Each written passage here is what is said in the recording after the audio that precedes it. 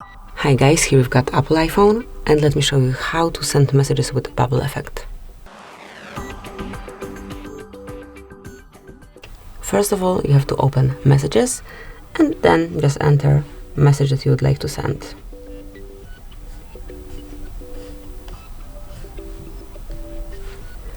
And now tap on Send icon and hold it for a sec. And here you've got all bubble effects. So you can use Slam, you can use Loud, Gentle, or Invisible ink, sorry.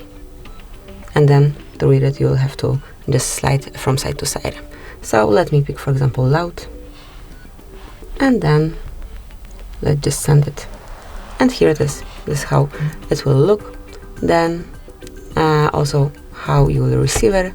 Then if you wish to, for example, send it with this invisible ink effect, just do it the same way. Pick invisible ink, tap on Send, and now the receiver, just wait for it, will have to slide from side to side to read it.